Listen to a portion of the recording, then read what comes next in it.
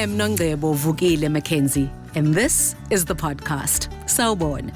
Every fortnight, a guest joins us for a conversation or to share a story. It's a pleasure to share these with you and to have you with us. Welcome, Ngiyakwamukela, to another episode of Nongcebo McKenzie, the podcast.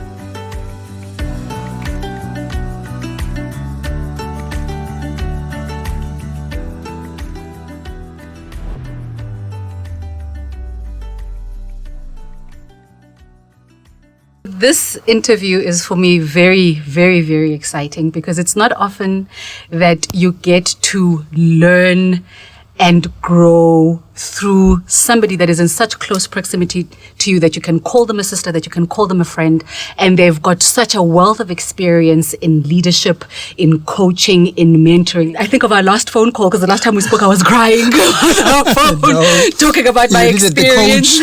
And you were about to step, this is who Sis Nosipho is, and you were about to step into a board meeting.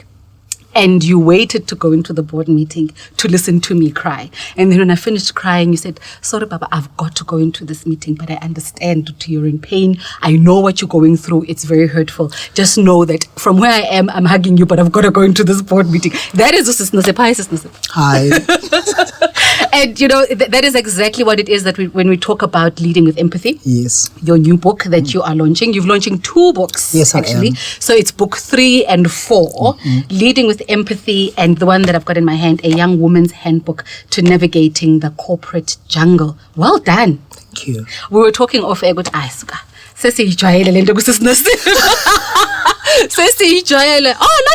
Another book.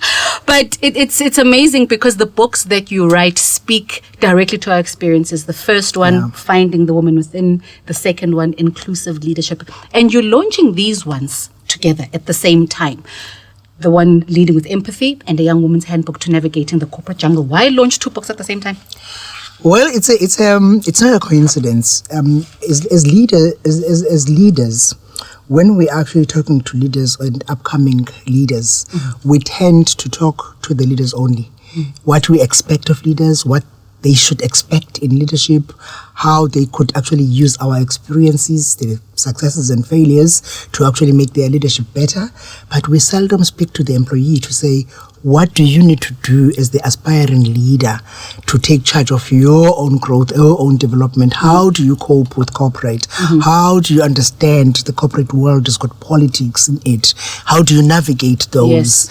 So it's a question of, whilst we are saying that leaders, it's becoming very much important now to lead with empathy because of the level of toxicity that is actually in the workplace, and most of it caused by leaders.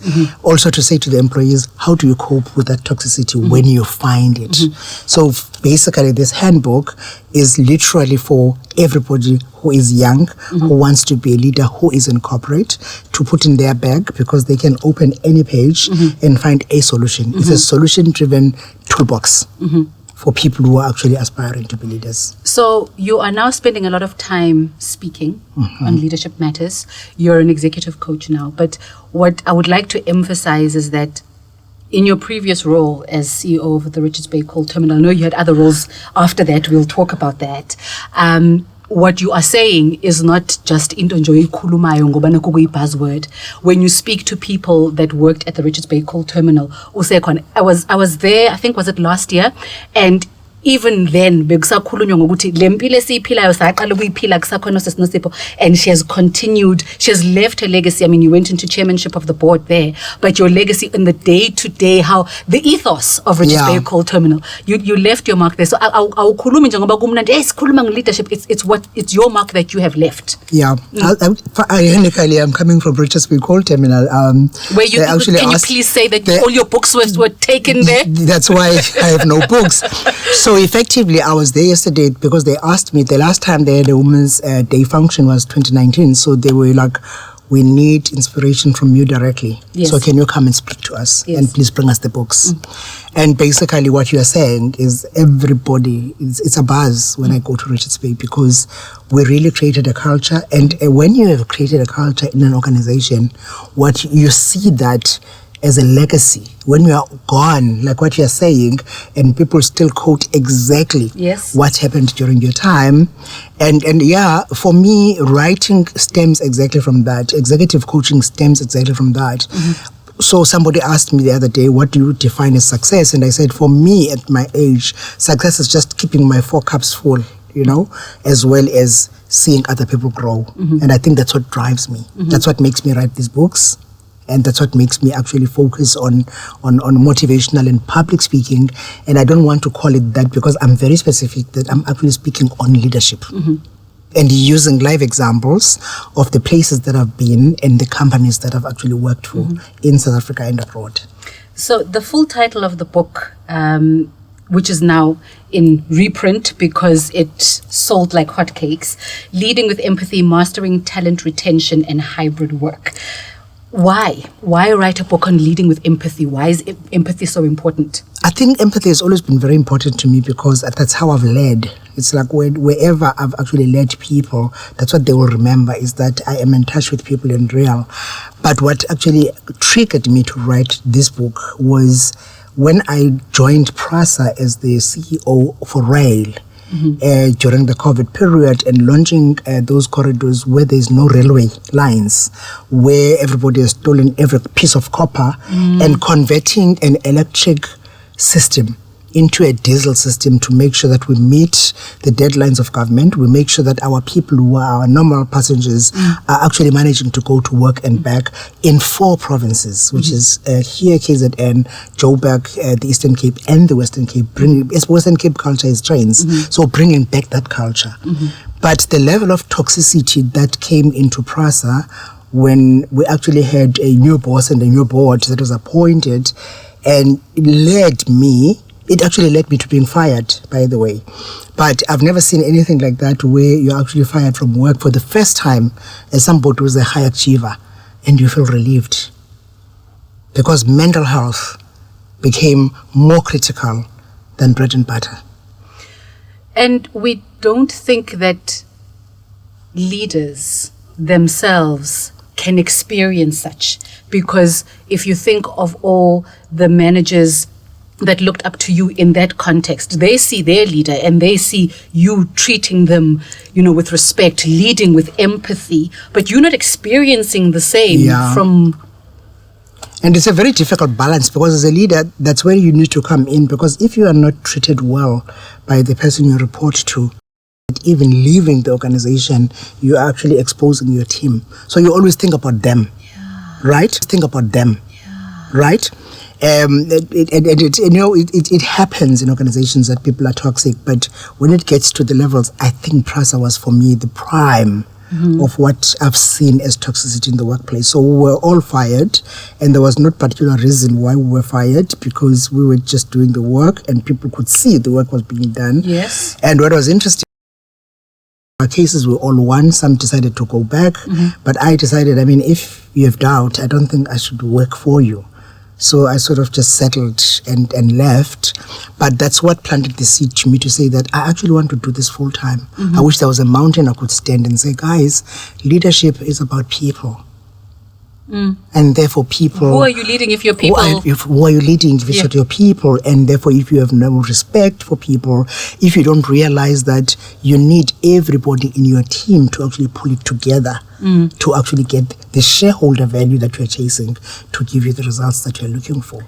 So one of the things that has come out from COVID, the post-COVID era, if we can call it the post-COVID era, because is it really, really over? But from what we experienced, from the experience that we had during COVID, is hybrid work, people wanting more work-life balance, more women saying they want, to create a better balance. They're not going to give of their all to work anymore. It's not worth it.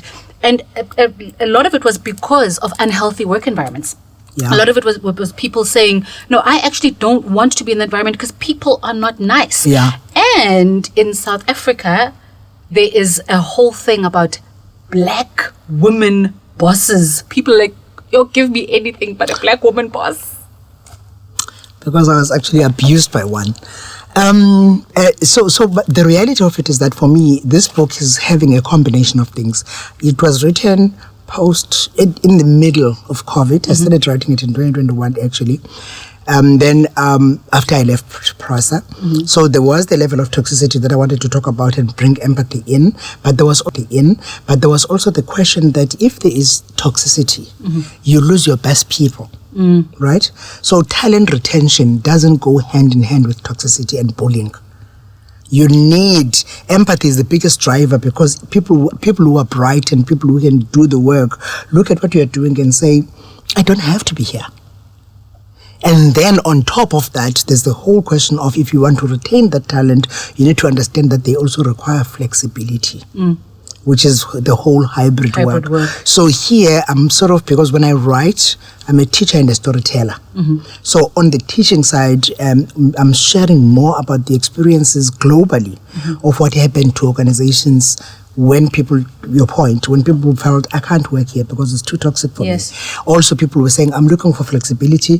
I don't have it here. People now ask in interviews post-COVID, do you guys work every day, 9 to 5? And if the answer is yes, they're like, it's not the kind of job that I want, because they want to work 3 days, 2 days, and have the other 3 days to work from wherever they are. Yeah. And then that's where the work-life integration comes in. So I'm really much focused on those in the book, and how leaders can actually then combine that to actually retain their best talent as well. So for you to retain talent, you are going to have to understand flexibility, and you also have to understand the dynamics that come with that flexibility, because it's trust. You're going to have to trust that people are working. Whether they are actually in front of you or not. Something that is very difficult for most leaders, because they want bums on seats. And then they don't believe that if you're not here, you're not working, in their minds. Now we are going to have to focus on output. Are you meeting your deadlines? Are you meeting your KPIs? Are you delivering on what was asked to do? Is your combined effort? So again, brings a lot of communication that needs to be heightened. And today we have digital, Teams has never been as abuzz as it is today, Zoom and all of them. And reality of it is that the organizations now need to bring into their attention that communication, all of a sudden, is one of the most important tools. Because to reach people every day and for them to feel that touch, whether they are at work or not, they need to be communicated, they need transparency, they need to know what's happening in the organization, whether they're in the office or not. And all of those talented people want that, but they also want their flexibility, and they want to work in places that are pleasant. And you say leading with empathy, mastering talent retention and hybrid work is a comprehensive guide for leaders who aspire to cultivate a compassionate and adaptive workplace. The reason I like the compassionate part is, for some reason, people believe that if you're a boss or if you are a leader, you have to be hard. People mistake that compassion with weakness. So if you're a leader who respects people and who treats people with dignity, who listens to people and who collaborates in some decisions, then people come back and say, you are weak. You're weak. And they think that being hard is abusive, and it's not the same. Soft leaders are actually very hard in terms of what needs to be done. They're very clear in output. They're very clear. If they have to separate with somebody, that's not a difficult thing, as long as there is clear chance that people are given, etc. So for me, compassion, passion, and empathy, all of those things are not linked to being hard or being soft. You don't have to be mean for people to work. You have to be clear for people to work. In fact, if you are mean, people are going to work for 9 to 5. And 90% of the time, they're there, but they're not. Yeah.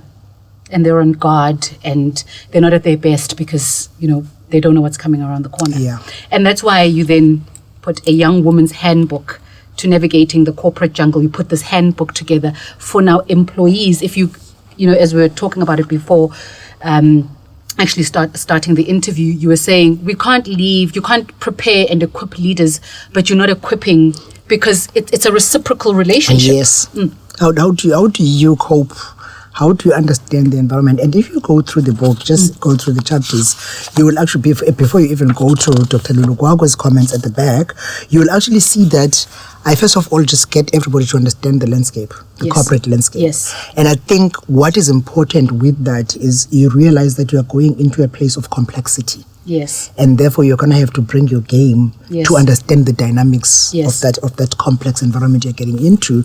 And the other thing that is very important to me, and I talk about it in my leadership talks, is the fact that we cannot ignore the intergenerational realities. And it leads to diversity, inclusion, and all those things. But more than anything else is the fact that you can't treat a 50-year-old the same way that you're treating a 22-year-old at work. Because their principles are completely different. And you are maybe a 45-year-old boss. And they're a 45-year-old boss. You're a millennial. So I talk about the intergenerational realities, and it touches on all those things that are important, and it goes into diversity. And I'll always talk about diversity and inclusion, because you can't just continue without people understanding that you need all the angles into the pot to actually get the recipe correctly. And we talked about the fact that post-COVID has actually done something very important to humans, to look at mental health in the eye. Because we always thought mental health was somebody sick who actually needs to go to some mental hospital. Yes. We never interpreted mental health issues for what they are today. Yes. So I always say to people, everybody needs a psychologist. Like we all need a coach, like we all need a sponsor, like we all need a mentor, we all need a psychologist. The way you can just go and try to make sure that you are balanced. Remember, I talked about the 4 cups. Yes. And those 4 cups are very important, because your spiritual reality, your physical reality, all those things are very important for you to actually move forward. And then I go on to talk about, and I'm doing a justice in talking about managing and the dynamics of corporate politics. Most people think corporate politics don't exist. Some people mix politics for politics. Every organization has its own ethos around how things work here. So without necessarily getting involved, you need to know who your allies are. Yes. You need to be, number 1, awareness. Number 2, you need to know who your allies are. Yes. Who do you talk to? Yes. How do you address certain things? Some of these things How do you not address certain things?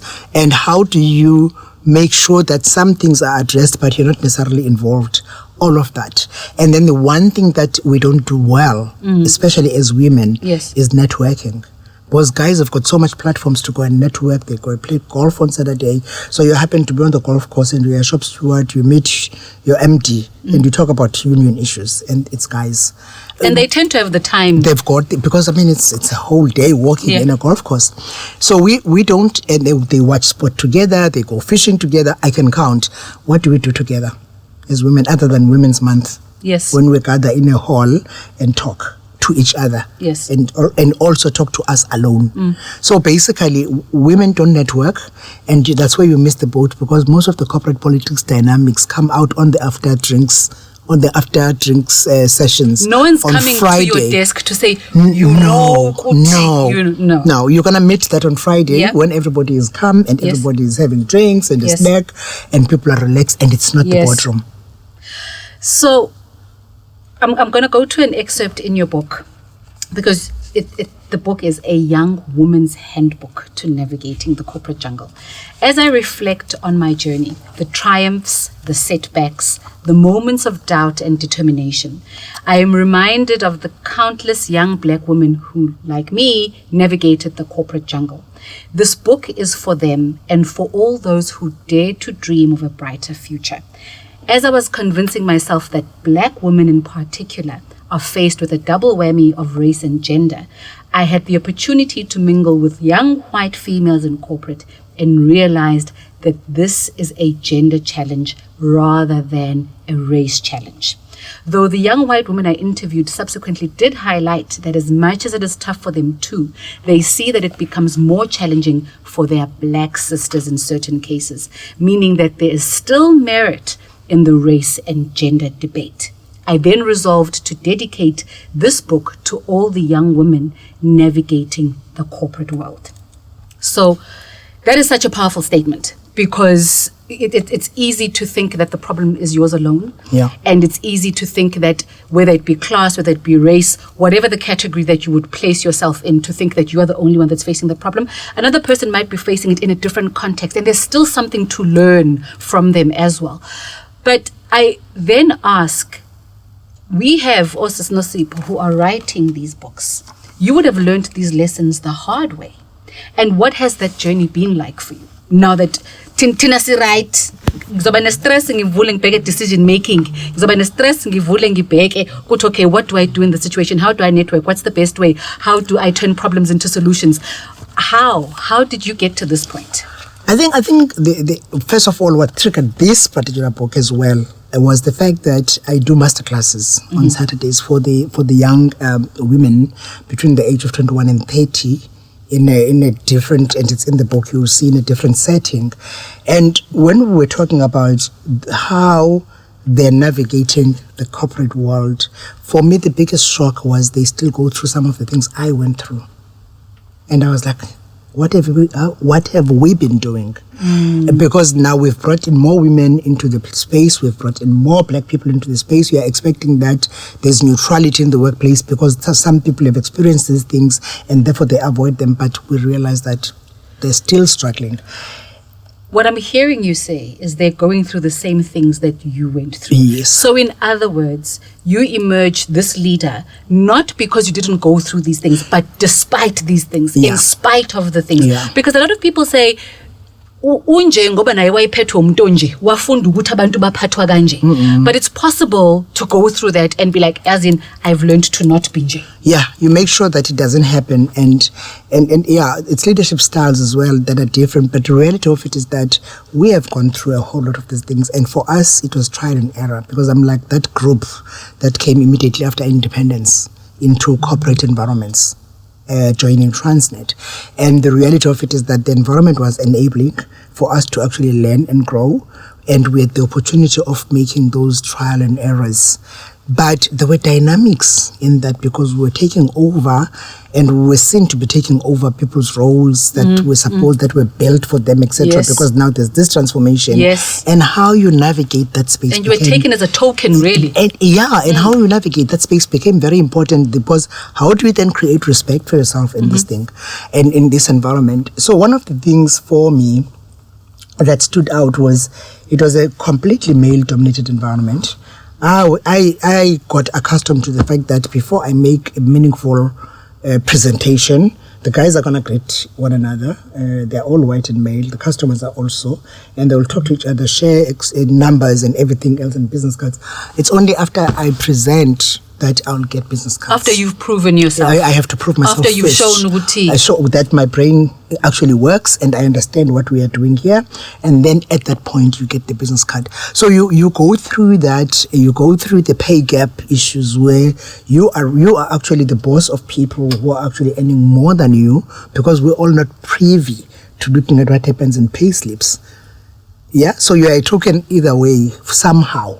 And I think that's what drove me to write one about the experiences, but also writing about the experiences doesn't help anyone. You need to write about the experiences and say, here are the solutions. This is what you need to do. This is what you can do differently from what I did. Or I did this and it worked for me. So basically from chapter 6 of this book, I start saying, how do you develop your own personal brand? And then I begin to look into the realities of solving all the things that were raised in the beginning. If you were in a leadership position, you can actually open this book and say, how am I going to deal with that? What do I need to do? It's a step by step. You even go as far as body language. You go into active participation. Yeah. There's actually a step-by-step self-assessment and reflection that's on page 69. Yeah. How do you reflect on your interests, your personal and professional values, how to set your priorities. Look, this is... they don't teach this in school. They don't teach this in school. And touching on that is a very important subject we are taking, because as executive coaches, South Africa is still very behind in understanding what the role is. Because the things that we share in books as well as when we coach young leaders are experiences. And people mistake that for certificates. So when they do career development plans that are attached to talent management, everybody is going to this institution, this university, that university. And yes, those are important, but we are not taught what you go through day to day in the workplace. That's what has actually now made me move towards writing the handbooks and the guides because the 5th book I'm busy with now is a guide on personal growth. There's a fifth book? Yes, there's a 5th book coming. We have no excuse for not knowing and not learning and not doing. We have no excuse. We really do not. Sis Nosipho, the Leading with Empathy book married with a young woman's handbook. I think this is such important work because especially from a point of view of what young people need in terms of understanding. Remember, some of the people that are going into the workplace now did their entire university career online. Yeah. A lot of them. So they haven't had the opportunity. There used to be institutions that would come to, or rather organizations that would come into institutions. You'd get familiar, you'd understand the organization, you'd at least know that this is the organogram. Now they're walking in blank. There's this requirement that they need to have experience before getting certain jobs.